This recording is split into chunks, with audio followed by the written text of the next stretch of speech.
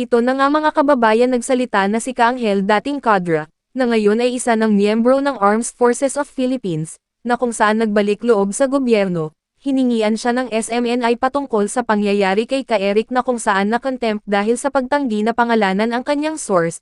Ayon kay Ka-Angel nakakabahala ang ginawa ng Kongreso, dahil hindi pala pwede nang magtanong dahil maari kong nakulong. Sabi ni Ka-Angel kung magtanong ka magdadalawang isip ka baka makasuhan ka. Ito ang aalamin natin sa video na ito. Kung bago ka lang sa aking YouTube channel baka pwede makahingi ng like at subscribe at click mo na rin ang notification bell para updated ka sa aking nilalabas na bagong video. Salamat po.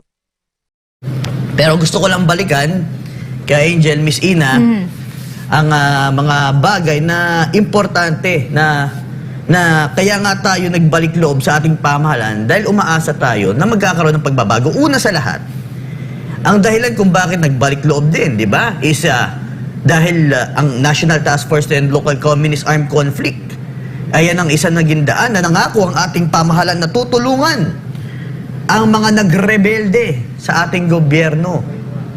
Ano po ang masasabi niyo dito kay Angel na kabilang na din ito? Nakikita naman po natin na gusto rin nila i-abolish ang NTF-ELCA. Ano po ba ang nakikita niyo sa malaking larawan na ito? Including the peace negotiations.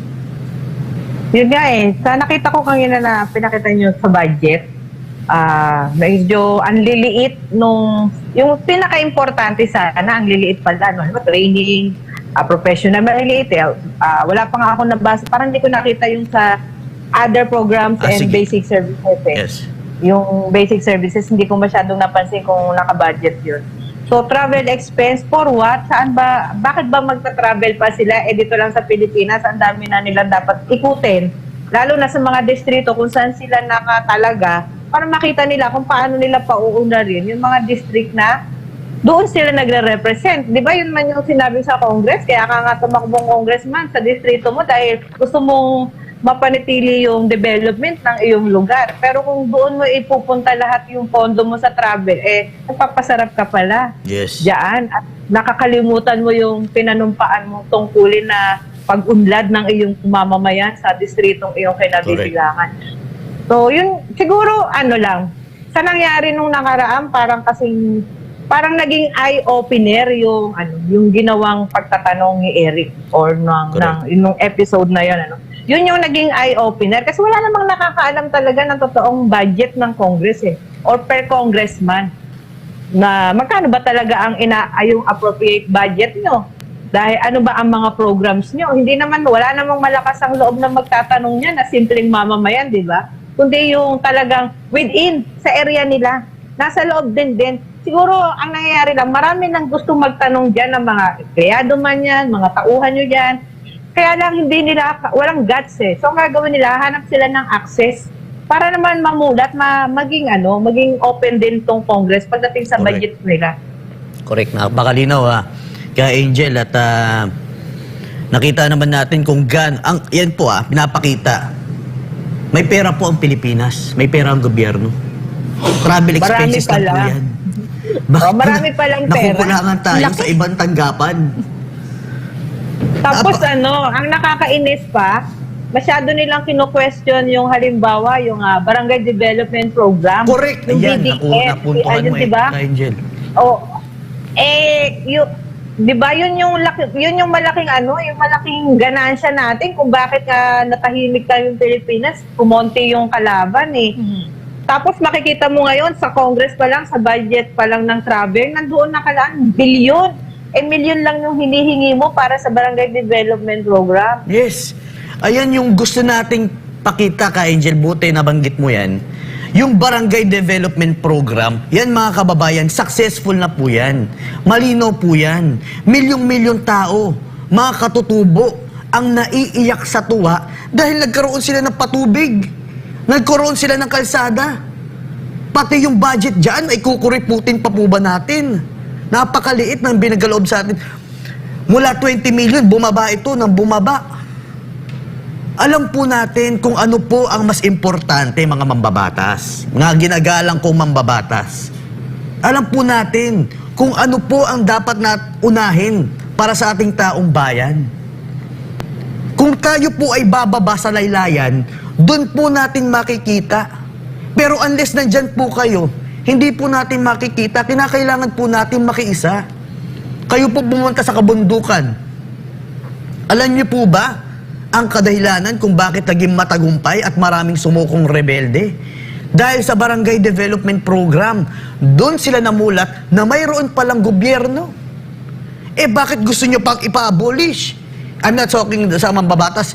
Yung isa dito sa mga mambabatas. Itong mga makabayan black. Sino pa ba? Sila Raul Manuel, Arlen Brosas at Franz Castro. Iyan po sila. Eh wala pong ibang layunin ang NTF-ELCAC, ang Barangay Development Program para mabago. Eh kasi isa yun sa makikita natin na tumataas, umaangat ng ating bayan sa oras na maiakyat din natin ang angtas ng pamumuhay ng ating mga kababayang katutubo. At ang iba pa po sa kanayunan na siyang nagiging dahilan ng pagre-rebelde sa pamahalaan. Di po ba ka, Angel, kung gaano ka-importante ito tapos sobrang liit ng budget? Ay katakataka naman po. Kaya nga po ngayon, huwag tayong magtataka kung bakit magkakaroon uli, no? Parang babalik yung kasaysayan na makaka-recover talaga yung kalaban, no? Yung CPP, yung NPA, yung NBF.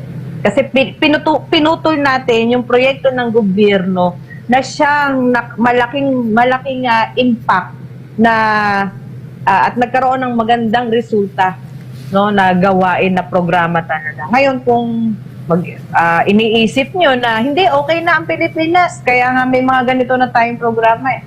Tingin ko hindi yan mangyayari kasi sa nangyayari ngayon, no, na pag may tinanong ka at gusto mong ipasagot pero ang katumbas ng iyong pagtatanong ay makukulong ka.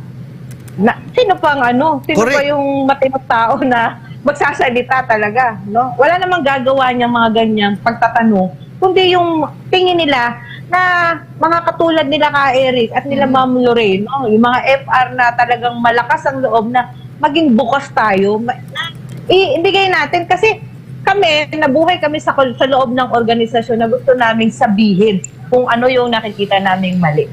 Kasi yun yung kalayaan mo eh. Kaya mo sinasabi yung kamalian na ito ng yung naging karanasan namin na ang gobyerno noon ganito, ganyan. So sinabi namin yung para baguhin mo, para iayos mo yung pagkakamali. Kaya yung ginagawa ng pagtatanong, hindi yun ibig sabihin against ka. Correct. No?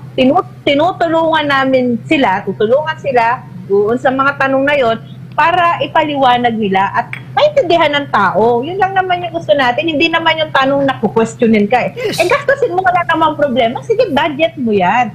Ang gusto lang nating malaman, sa paggastos mo ng iyong budget, ano ang resulta? Ang resulta ba ay makakabuti sa atin, sa mamamayan? Ito ba ay may kaakibat na pag-unlad? O, kung maganda ang epekto ng paggastos niyo sa budget, o di meras, tuloy natin kasi nakaganda. Pero kung ikakapangit, yun yung medyo dapat tanungin na natin. Bakit? Ka-Angel, meron akong tanong. Etong nangyari sa Congress hearing, how will this affect itong laban natin sa CPP, NPA as far as information war is concerned? Kasi itong mga talagang vocal, no, na si Ka Eric at sa Dr. Lorraine Badoy sa pamamagitan ng programang Laban Kasama ang Bayan, ay ayan, kanilang hawak-hawak. At sila mismo, no, ay alam na nila na isa sa passion talaga, isa talaga sa layunin ng programa nito, lalo ng SMNI ni Pastor, ay itong ibunyag kung sino talaga ang CPP, NPA, NDF. Ano ang nakikita mo dito? Nakita ko dito yung napigilan yung malayang pamamahayag ng bawat individual. Yung parang ngayon pag nagsalita ka parang bawat sasabihin mo kailangan isipin mo muna. Tatakot ka Actually na. bago. Oo. Asan yung chilling effect? Ito ba yun? Oo, ito ba yun? Ito ba yung freedom of speech, freedom of expression? Parang ito ba yung Bill of Rights ko? Yung Bill of Rights ko dapat pa bang ma-empower ko? Baka dahil sa karapatan maulit yung kasaysayan. Sa paglaban mo sa karapatan, ang kapahamakan yun yung nagiging dating sa akin Ito nga usually bago ako sumalang ngayong umaga. Talagang may mga nag-text sa akin, sabi niya, mag-guest ka pala sa sa SMNI. Sabi niya, baka ma-cite in contempt ka rin dyan. Yun agad yung Sabi ko, hindi, wala ako sa Congress, sa SMNI naman. Baka daw kasi makulong ka rin. Parang ganun yung nagiging kantsaw tuloy. Di ba? Pagka ganun, parang naiisip mo na, nako, nakakatakot na yatang magsalita. Tapos FR, tapos sasabihin nila, oh, FR yan. Tapos nasa government side, bakit gumaganyan ka pa? Nagsasalita ka pa against the government. Hindi ako nagsasalita against the government.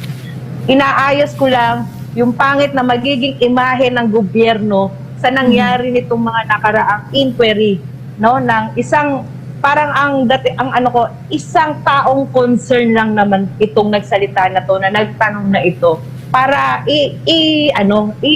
masagot natin ng maayos at katulong pa nga dapat kung sinagot lang nila yun ng yes, ganito yung budget, yes, ito yung travel expense, di si SMNI katulong pa nila para ipaliwanag sa taong bayan na ganito naman pala yung pinaglalaanan ng ating budget. Ganun lang siya kasimple. Hindi naman na pag nalaman ng buong staff ng SMNI, ng programa ng SMNI, is babatikutin ka. No.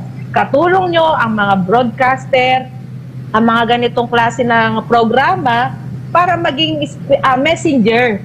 No, kayo yung tagapagsalita. Kasi hindi naman sila naririnig ng taong bayan eh. Tayo, open source tayo, kuhanan tayo ng informasyon at ng mga datos kung ano talaga yung kasalukuyang kalagayan ng ating lipunan. So, hindi masama na maging bukas lang naman sila at maging totoo sila sa pagsiservisyo nila. So, sa nangyaring yan, sa amin may malaking epekto yan. Sa akin talaga personal, may malaking epekto dahil maaano ka talaga ngayon na parang para kang binusalan na parang pipigilin mo na yung totoong nararamdaman mo. Kasi pag nagbigay ka ng iyong pahayag personal na pananaw, parang ang kasunod nito bukas hahantingin ka na kasi ikukulong ka na. Di ba ganun na yung papasok sa isip mo eh. Oh. Ano ang masasabi mo kababayan sa usaping ito? Kung meron kang reaction sa video na ito, i-komento ang iyong pananaw at opinyon sa usaping ito. God bless Philippines. Salamat po.